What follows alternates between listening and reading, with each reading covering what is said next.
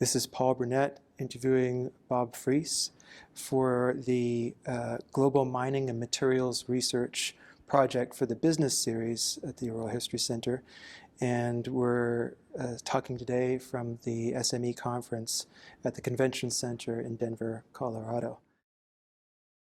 So let's begin at the beginning. Can you talk a little bit about your background and your family and where you come from? I was born and raised in Cleveland, Ohio, from basically a blue-collar family. My dad was a mail carrier, and then after World War II, he went to school on the GI Bill and got a 2-year degree in accounting and became a cost accountant. But he was non-degreed in the sense he didn't have a 4-year education. And interestingly enough, when I went on to college, I wanted to go to Michigan State because where I grew up was in northeastern Ohio. We lived out in the country, and maple syrup was our main cash crop. And I loved being outside, and I loved working in the woods. And Michigan State had a phenomenal forestry program. And in fact, the sugar bush I worked in, which was owned by my friend's dad, they did research work in cooperation with Michigan State. Well, lo and behold, I ended up with a scholarship at Baldwin Wallace College in Cleveland, Ohio. And my father said, Robert, I knew I was in trouble when I was Robert. Robert, you will go to Baldwin Wallace because you're getting paid to go to school there. Well, Baldwin Wallace had a 3-2 program.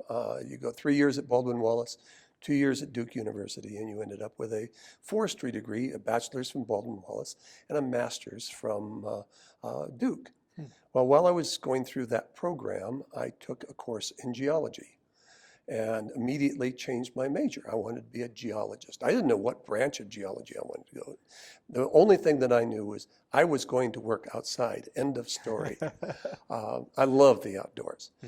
To this day, I love to hike and what have you, but I just really enjoy the outdoors. So at any rate, in college, I changed my major to geology. And my faculty advisor was a very wise man, and he said, Bob, he said, if you're going to get a job in any of the sciences, you've got to have a master's degree. So I went on to Miami University in Oxford, Ohio, and got a Master of Science at Miami. Again, I still didn't know exactly what I wanted to do in the field of geology. My faculty advisor and most of the folks at Miami ended up in the petroleum industry. But that didn't really have a lot of appeal to me. And when I got out of my school with my master's, the Vietnam War was getting started. And so I volunteered for the U.S. Air Force. And by then I was married and we had a little guy. I now have 4 children and 7 grandchildren. But when I volunteered for the Air Force, I got accepted in Officers Candidate School. And they had assigned me a date when I would start in the Air Force and when I would go to basic training in officer school. And about 6 weeks before I was supposed to go to school, I got contacted by my recruiter and they said, Bob, we're rescinding your appointment because things haven't fired up enough in Vietnam. It was really 1962, or 1963 to 64 in that range. So Vietnam hadn't gotten really going. And he said, anybody with dependents, and you've got 2 of them, he said, is not going to be accepted. We turned it down. And so I asked him, I said, where would I have gone? He said, because of my background, I would have ended up in Aeronautical Chart and Information Center and Air Photo Intelligence. So I said, do they hire civilians? And he said, well, I don't know. Why don't you contact them? Here's the contact information. So I contacted ACIC in St. Louis, got a job as a civilian employee of the Air Force, working side by side with lieutenants that had the same background kind of thing. And while I didn't get to get in the Air Force, I did work for them for a way in air photo intelligence. And as I enjoyed the work a lot, I love maps, and I could see that at some point I was going to have to leave this job, and started looking around, looking again in the geologic field.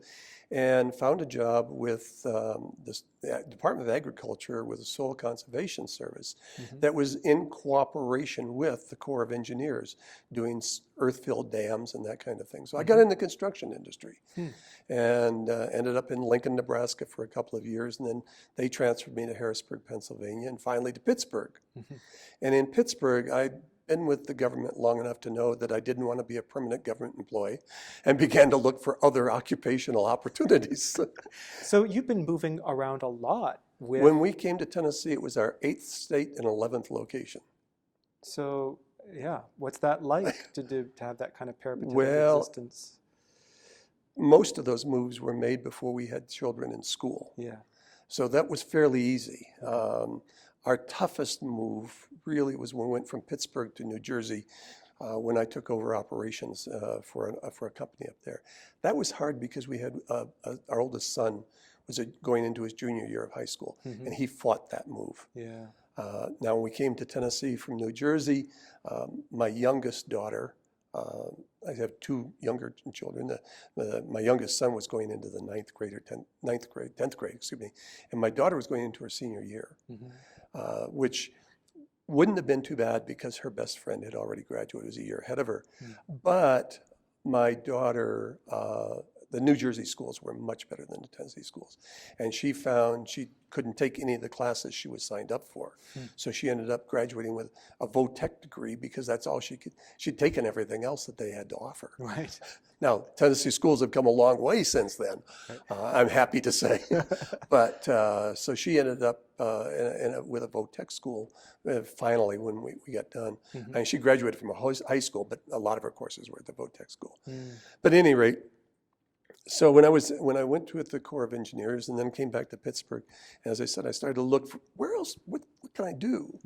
And Dravot Corporation in Pittsburgh, very large Fortune 500 company at that time, was looking for a man to come on who knew rock mechanics and geology, and that's where my background had been.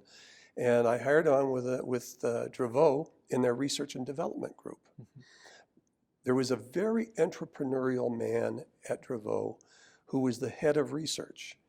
And he wasn't a researcher in the true sense of the word. Rather, he was a researcher that wanted to take and apply what the research was, develop it as a business. He was more of a business development person than a research person.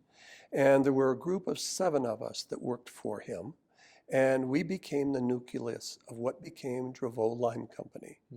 And Dravot Lime Company was brand new, out of the box. We were going to develop the largest underground limestone mine in North America, which is in Maysville, Kentucky, and it's still going today. It's a very profitable mine. It's 1,600 feet vertically straight down, very large room and pillar mine.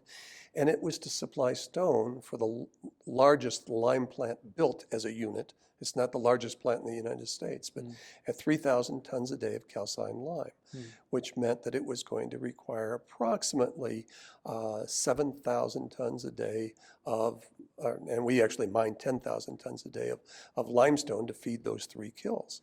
So that was when I got introduced.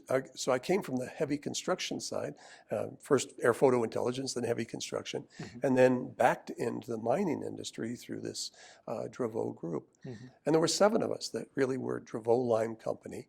And it was interesting because it was a wonderful environment to work in. The camaraderie, if you can imagine a project where you're one of 7 and you're trying to bring this whole thing alive. And you're starting from scratch with a blank sheet of paper, literally. That was the good news. The bad news on it was Mel Robinson, who was our boss, he was a very perceptive man. And as I said, quite entrepreneurial. And he insulated us from the corporate politics. He said, go do your job. If you get in trouble, call me, and we'll work out where you're at, what's going on. But he said, I expect every one of you to carry the freight with your job, and you're all to know what everybody else's jobs are so you can cover for them and overlap when and if necessary. And then we were charged with go get it done. It was it was a phenomenal experience. I counted as one of the highlights of my career was the 7 years we spent building Dravot Lime Company and bringing it to fruition. The backside of it, as I said before, was the fact that Mel insulated us from the politics. Mm-hmm. And the politics were that Dravot was an international mine contracting company. They built mines. They built tunnels. They built the Henderson Tunnel that's out here or the Eisenhower Tunnel. They built the Henderson Tunnel that the Millennium Corporation of America runs under theirs at the Empire. And so there was this business unit being developed within Dravot that was literally in conflict with existing divisions of Dravot, which were doing engineering and design and construction and all of these kinds of things. And they had an international presence. And they were really upset that they weren't going to build the mine in Maysville, Kentucky. They weren't the low bidder. Right. And Mel said, we're going to do it on an open contract form. And he forced that through the corporate offices. He had enough clout, he was able to do that. So we became kind of the black sheep, if you will, of Dravot, because we had a blank sheet of paper. We were spending more money than anybody had ever spent at Dravot before. If you imagine, this is the early to mid 1970s, and it was an $85 million capital project. And that's a lot of money in the 1970s. Today, you talk about billions of dollars, but for Dravot, that was the kind of order of magnitude we were looking at. And as things worked out, Dravot Lime prospered. When it came time, it was interesting. I experienced something in 1977, September 21st, 1977. We dedicated the mine and the lime plant and turned it over to the operating people. My emotions at that point were identical to the other 6 guys that we had worked with. That was our baby. That was my mine.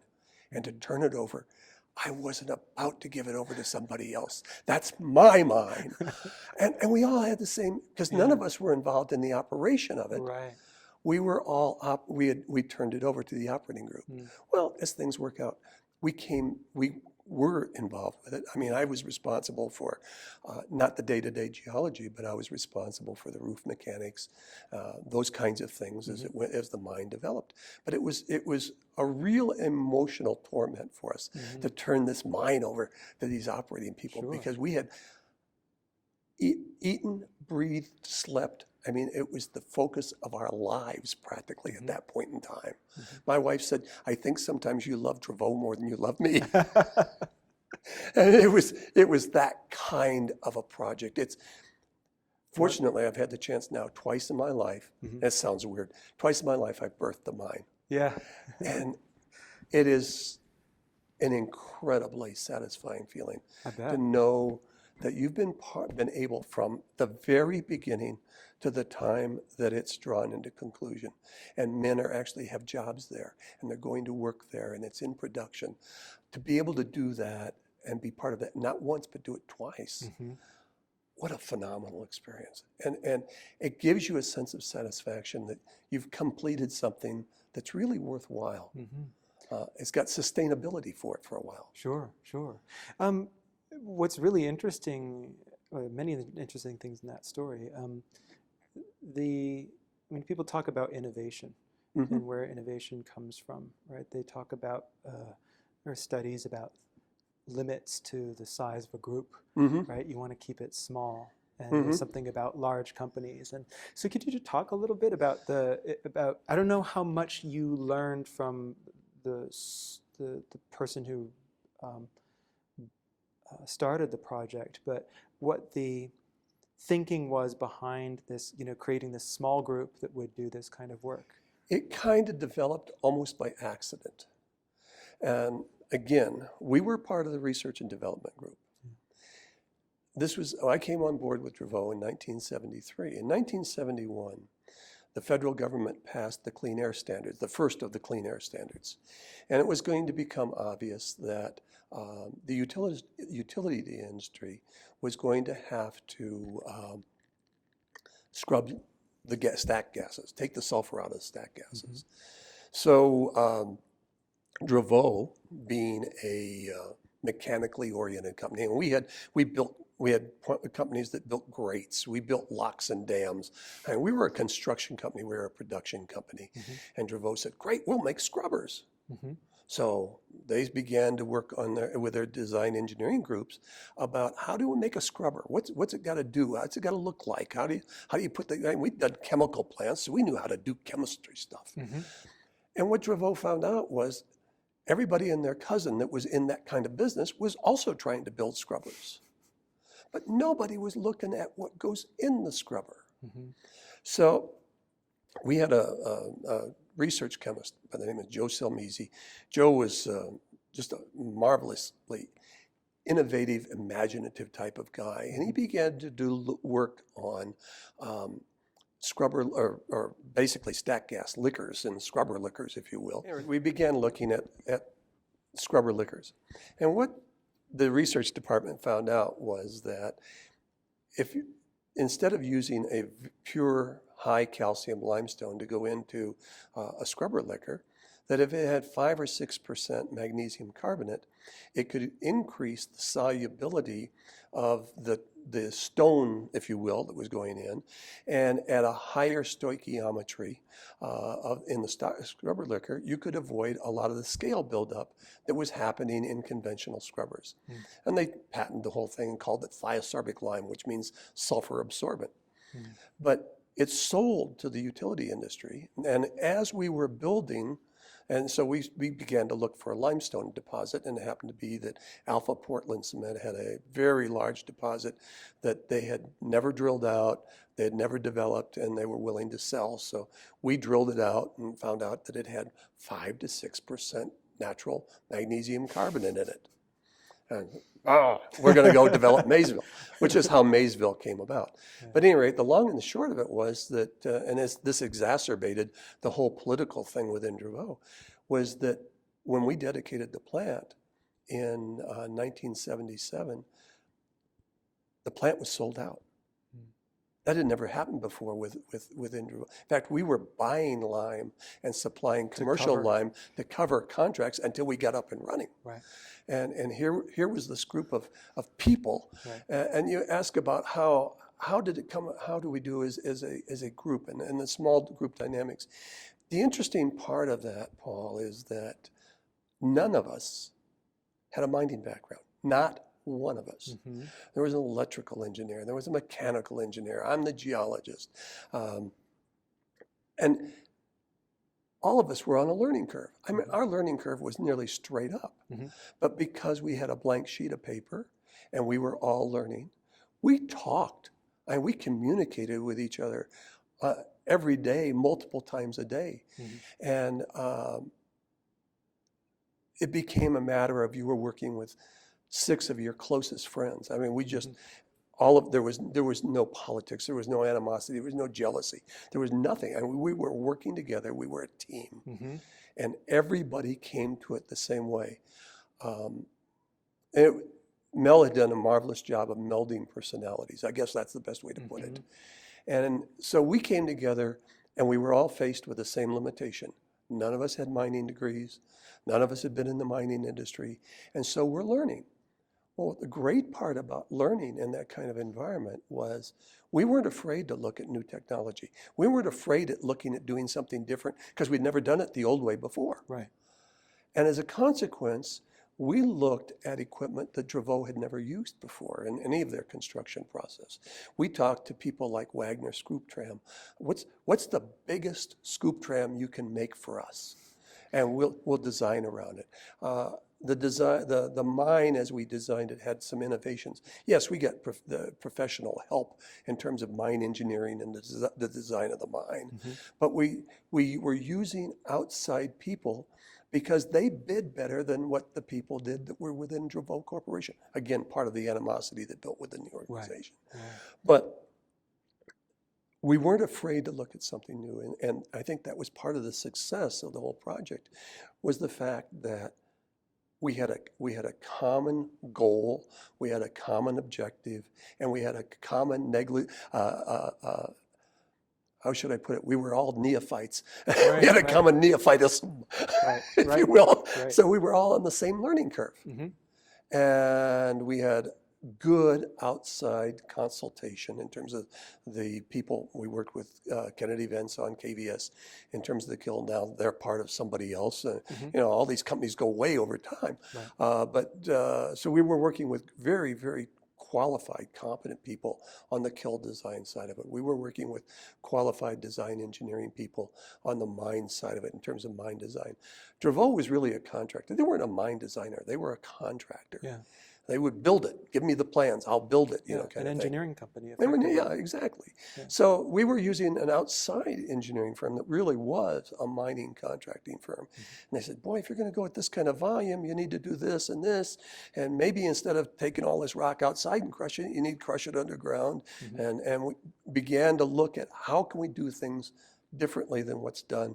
And we literally had a brand new piece of ground that had never been mined before. There wasn't a mine there that we had to work around. Mm. It was drive the shaft, drive the slope, select the equipment.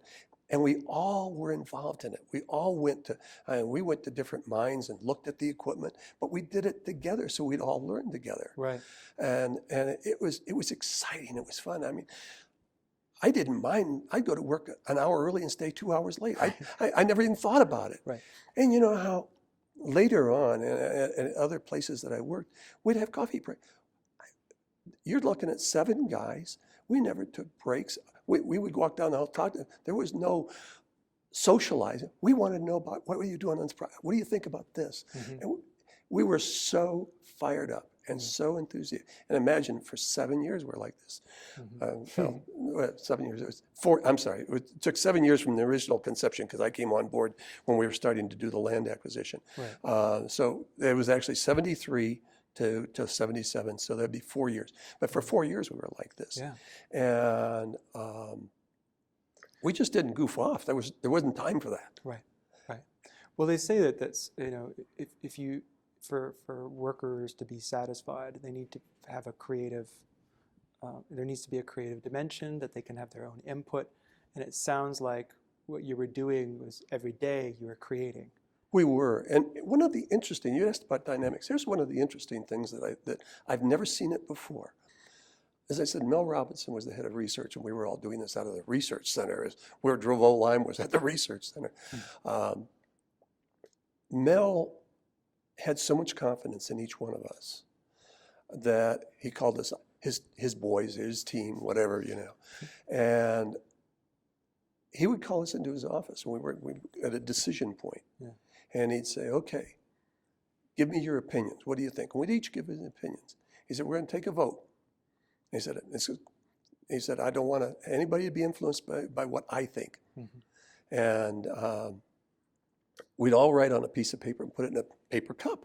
And he'd count the votes afterwards, and he'd go by what the vote was. Well, we had one vote one day.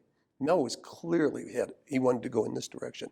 And all 7 of us said, "That's not the way to go. We need to go this way." And he got outvoted 7-1. Mel took his vote and threw it in the basket, and he said, "Guys, you outvoted me. I guess we got to go your way." And instead of like a lot of men would do, or a lot of bosses do, and say, "Well, we're still going to go my way because I'm the boss." Right. He went with what he demonstrated. He had the kind of confidence in us to do that. He vested us with the authority as well as the responsibility to get the job done. Right. You can't have only one part. I know. And I've seen so many organizations the guys, the men and women that work for them are just totally frustrated. Yeah. They've got the responsibility and absolutely zero authority. Right, right. That doesn't work. It's maddening. It doesn't work. Absolutely maddening. Yes. Yeah, I agree. So it was a really positive management style. It was a wonderful management style. In fact, it had a tremendous impact on me personally, because as I moved from being chief geologist for Dravot Lime and moved into other aspects of my career, I took that as a model that I wanted to be after. I ended up, many years later, as vice president of sales and marketing for Franklin Industrial Minerals, where I spent 23 years. And we were a privately owned company with a very dynamic, very involved owner who would not take no for an answer, and he wanted results now kind of thing. Nice guy, but extremely demanding. And I told my people, you do your jobs. You've got the responsibility, you've got the authority. This is what it is. And we'd talk on a almost daily basis, but I had 9 guys stretched all over the United States working in different areas. We'd talk by phone or whatever. This is the responsibility. If you have a question, you call me. Let me know what you're doing. Do not give me secrets. I don't want any secrets. I want to know what's going on. And you work for me, you get the job done. I will insulate you from our owner. That my job is to keep him informed and to keep you protected to the point that you can work. And that's the way I operated as a vice president of sales and marketing. And I'd learned that way back at Draveau. Right. If I'm hiring the right guys to be my salesmen out in the field, then I've got to have enough faith in them to get their job done and do it right, not to make a sale of a company for 20,000 tons of X and we can't produce that, or we can't do it at the cost at which he's sold it for. And so I made sure that they knew what the cost was. I wanted my people. I would hire a new man, and I would put him in the plant that he was most responsible for. And I said, you work for 2 weeks in the production side. I talked to the plant manager. I said, I want him trained. I want him to know what you can do and what you can't do. So they would have a big contract coming along that they had a chance to bid on. They'd call the plant manager, hey, Jack, can we do this? This is what I'm bidding on. Can we give him 20,000 tons a month for this particular product? I mean, and my job, I kept them isolated from our corporate management, if you will. Not that there was anything wrong with our corporate management, but they didn't need to be part of that. They needed to be doing their job. Right. So the Draveau experience had a tremendous impact on how I managed later in my career. And you stand by that management style? Because I love it. You learned new things about management later. We can talk about that in a while, but you did an MBA or took MBA courses as part of a program. Did your experience, was that consonant with the teaching that with the coursework that you did? It was in 1984 when I left Draveau. Draveau was clearly going down for a variety of reasons. It was in the I left in 1980. So from about 1979 to about 1984, Draveau was in a decline. We were there was an economic downturn, and Draveau had made some decisions which unfortunately didn't work out for them, and ultimately Draveau no longer existed. But I was being recruited by Penn Virginia Corporation, and I went to Penn Virginia in New Jersey, and initially I wasn't director of operations, but I ultimately became director of operations and was running a 2-plant operation. And my operating philosophy that I'd developed from Draveau was exactly how I operated with my people. Even now I'm talking about production foreman, not whatever it might be. Excuse me. And it worked well for me. And then I went on, I realized after doing this for about 3 years that I had no business background. I had a solid technical background. Right. Excuse me. And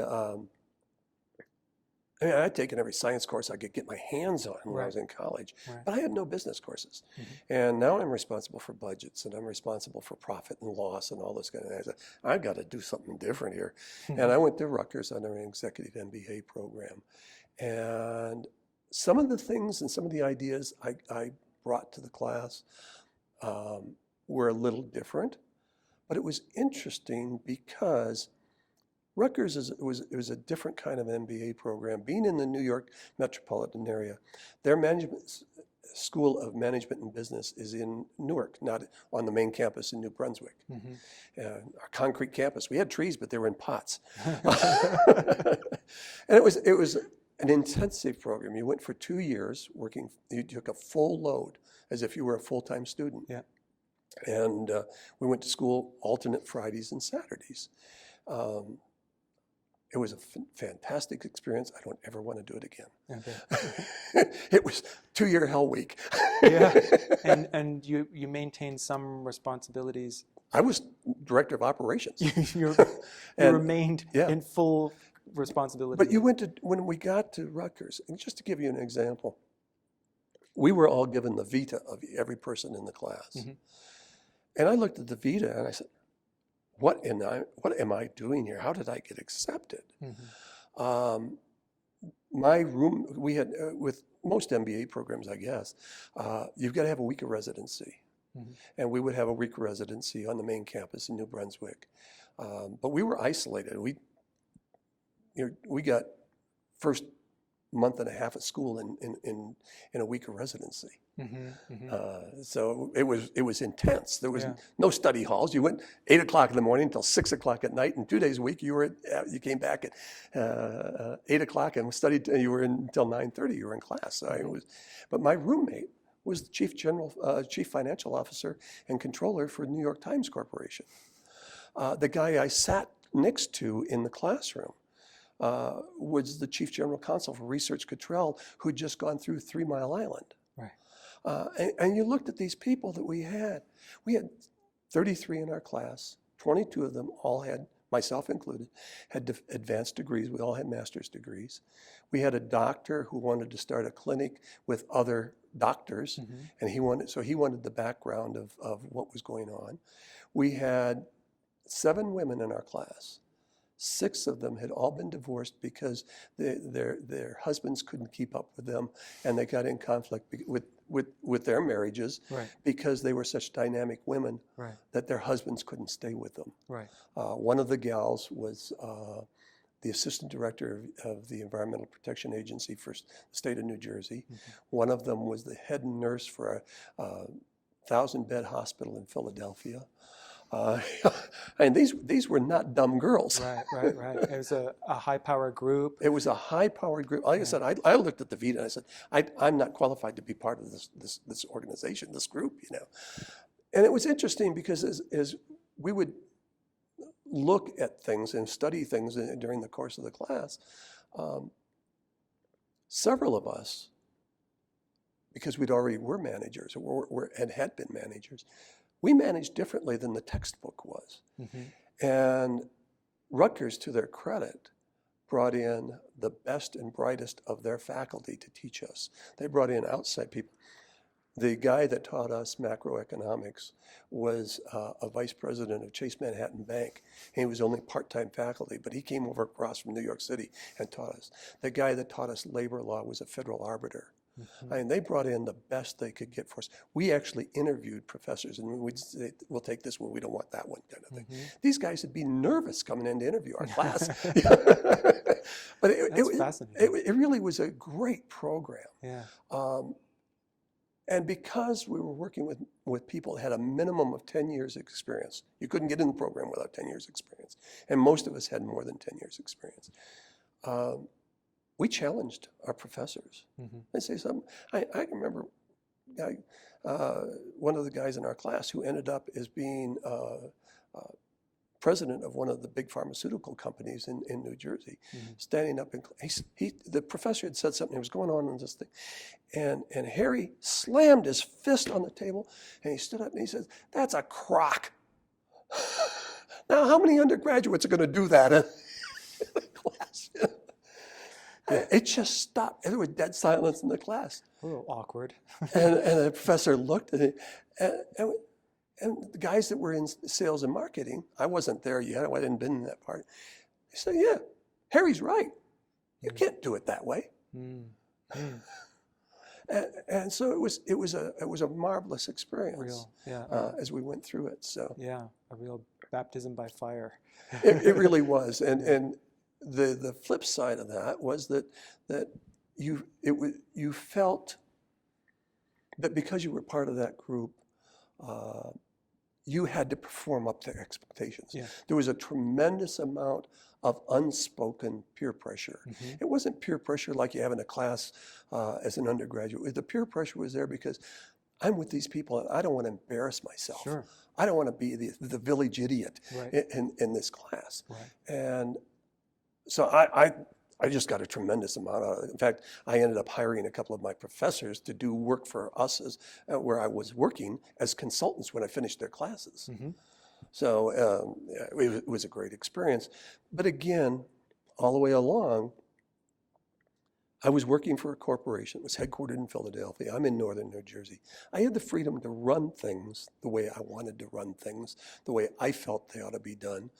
And the only time I really got questioned very much was if you didn't hit your bottom line numbers. Well, why didn't you hit them? Which is a logical and valid question in the process. Yeah. But nobody questioned management style as we went with it. And, Right.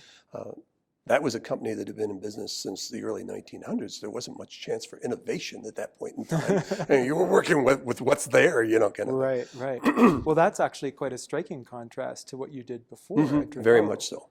You were isolated from sclerosis and bureaucracy and those kinds of things, and so you now have entered a management space that is somewhat path dependent, right? It's dependent on where things have been in the past.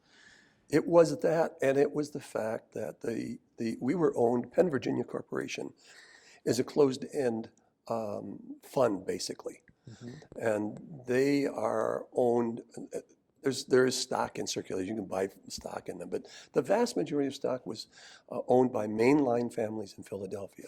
So it was one of these kind of closed-end funds that was designed to generate income and lots of it.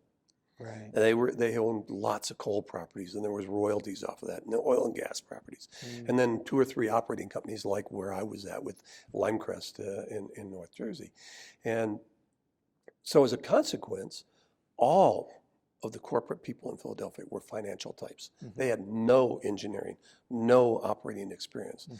Everything was bottom line. So it was a totally, as you said, totally different experience from what I'd had when I was with Draveau.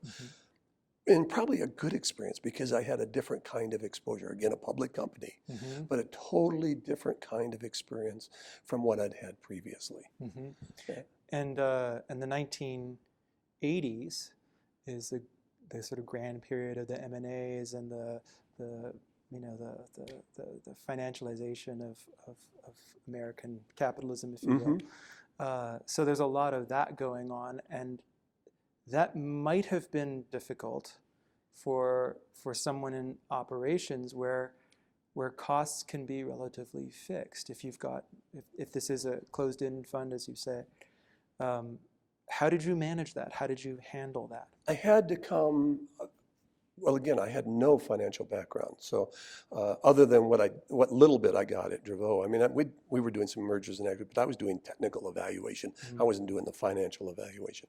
Penn Virginia was doing acquisitions. And again, I got involved on the technical side, and I did a lot of due diligence with them on that.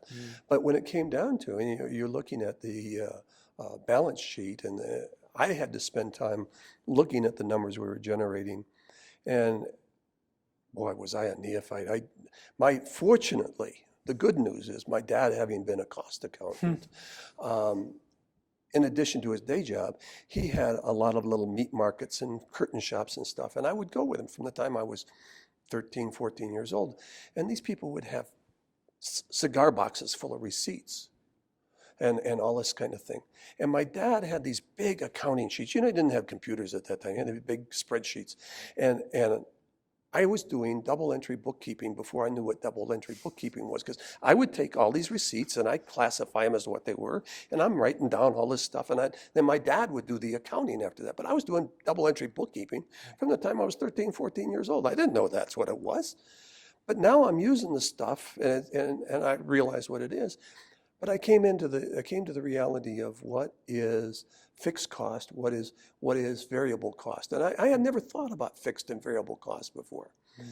And so when I'm starting looking at it from an operating standpoint, and I'm looking at fixed versus variable, all of a sudden I was faced with the reality that operating costs, people cost, your employee cost, is really a fixed cost at a unit of production. Yes. And as long as you're in this unit of production, it goes steady state. Then you hire another person, and that cost went up one step, and it stays steady state again. So the variable cost in there was the overtime cost. And those were some of the lessons I was having to learn on the fly, kind of semi-teaching myself, which is why I said, man, I got to get to business school. and why I went then and enrolled in I got the approval of Penn, Virginia, and they paid for it, and I was able to go on to business school. But getting back to your question, as I began to encounter these things, and I tried to use intuitive thinking, if you will, and previous experience to put them together, I had to have I had to get more business courses, hence going back to school for the MBA. Right, right. And so you completed the MBA over a course of 2 years, I guess. It was I started in 82? 1982, in the fall of 82, and graduated. And interestingly enough, every one of us was there for graduation. There wasn't one of us going to miss graduation. And we were all there and graduated as a group in May of 1984. Same kind of intensive cohort.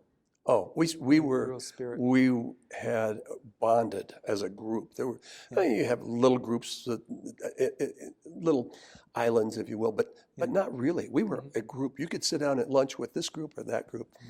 We had a funny experience one day. The dean of Rutgers University came out to Newark one Saturday afternoon, and he said, he took 5 of us at random. He said, I want to take you 5 guys to lunch. There was 1 gal and 4 guys. And he said, I want to talk to you about the MBA program. This was funny, because he took us out to lunch, and he says, you guys are busting your chops. And it was a new program. That was only 3 years old at Rutgers at this time that they had an executive MBA program. He said, you guys are really busting your chops to get this thing done. He said, what motivates somebody to do this? And a couple of fellas, maybe the gal, gave a couple of answers. And I have always been kind of an irascible kind of person. And he said to me, Bob, what moves you to this? And I said, and mind you, when I'd been with Draveau, they hired a lot of freshmen at MBAs that had no brains at all. They had a degree, but they had no walking sense. Right. So at any rate, the dean, he said, what do you think, Bob? Why did you go to school? And I said, Dean, I said, I've got this friend.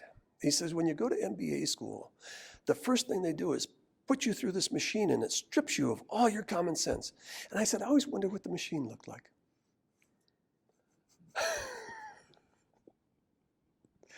And he looked at me and he said, what are you talking about? And I told him about my experience at Draveau. I said, we hired all these brand new, freshly minted MBAs. And I said, they couldn't pound sand in a rat hole. They had no experience whatsoever. They couldn't relate the operating environment to the classroom environment and all these things that they learned. I said, one of the things that makes this program function at Rutgers, and then I was serious now, I said to him, it was because you don't let us get in here until we've got 10 years of experience. I said, an MBA for someone coming straight out of business school with a bachelor's degree is worthless. And I said, I believe that to today. I'm 74 years old. I believe it today. You've got to have experience before you get your MBA. Well, it's so interesting that engineering programs have these elaborate work study programs from the time you're in your first year. You're spending your summers with a company. Absolutely. And you're learning during your undergraduate.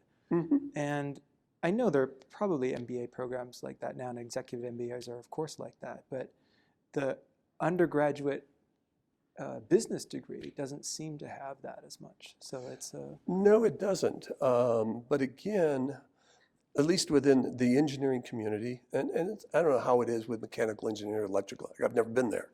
But within the mining community and within the mining industry, you've got to have experience in combination with what you're learning so that it makes sense. And you're putting your hands on it, you're feeling it, you're experiencing as it goes. You're working with enormous pieces of equipment in an environment that is inherently not safe. And in order to be able to learn how to function in that environment safely, productively, you've got to have that beginning experience. You can't bring a student with no experience, but now he's got a bachelor's degree in mining engineering, and put him in as a shift supervisor. He's not going to have any respect, he or she. But if that person has already been in that mine for 3 summers and has built a certain level of credibility. You know, it's no different, and I don't care whether it's mining or you're making plastics or whatever it may be. When you're in the role of a supervisor role, you're a supervisor, you're a foreman, you're the big boss. Yeah. You've got to have credibility, and you get credibility on the working floor when they see what you have done. They want to know, where did you come from? Right. Right. And that makes a tremendous amount of difference. And I've been just intensely aware of the fact that you've got to establish credibility along the way. So I think these work study programs are marvelous. I've encouraged my grandchildren. I said, don't work at McDonald's.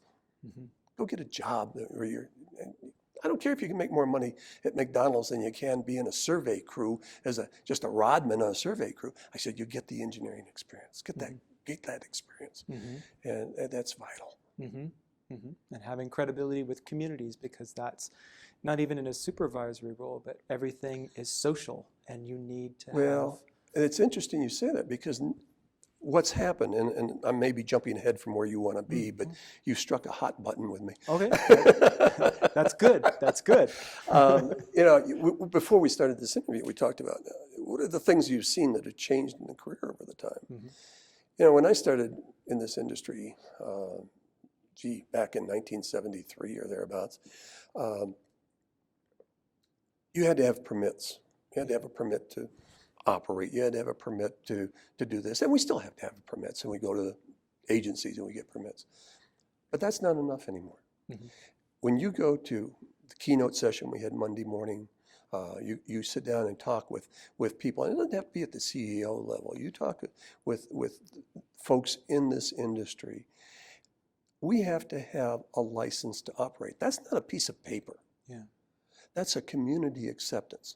And if you're going to have a license to operate in that community, and I don't care if it's in Brentwood, Tennessee, or whether it's someplace in Indonesia, you've got to have a license to operate. And that license is granted you based on what the credibility you have as a company. You as a manager, if you're the manager of that company, you've got to have your people in that community.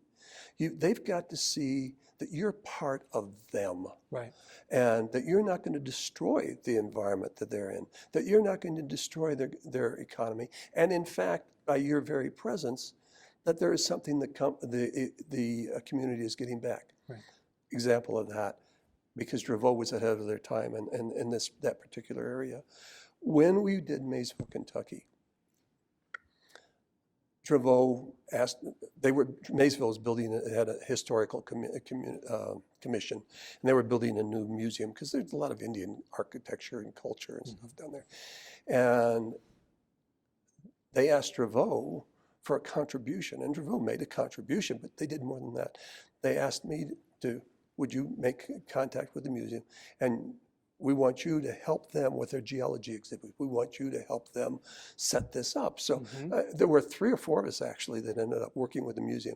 Hey, what do you need in the way of artifacts? We got some artifacts on our site. We brought them artifacts to their place. I helped them with a geology thing, and we did that kind of thing. And then our Mel Robinson said, the community needs to know that we have a presence here, that we're spending money in their stores and whatever. So our name was Dravot Lime Company, L-I-M-E, for lime, calcined lime manufacturer. What do? We got lime green signs, this big, on the side of every pickup truck we got. And so when we're in town, Dravot Lime is all over town. You see those trucks. We all were given lime green jackets, and on the back in big red, white letters, Dravot Lime Company. Everywhere we went, they saw us in the store. They saw us in the hardware store, the grocery store. Hey, wow, these people have an impact. Look how many of them there are here shopping. And we gave that to every one of our hourly employees. When we got up into the operating side of things, every employee had a lime green jacket. And you know, it's kind of like the military does when they use $3 bills. Yeah. You see the $3 bills. Hey man, the military is part of our economy. Yeah. Yeah. Or $2 bills. I guess it's $2, not $3. It's $2 bills. Script, Yeah. Yeah. No, it sounds like essential. I mean, this is with hindsight, Yeah. but But we do. We talk about having a license to operate. It's not a piece of paper. yeah. It's a credibility that you developed in your community. Hmm. Hmm. And you've got to have that. Right. And that's a big change that's happened in our industry worldwide.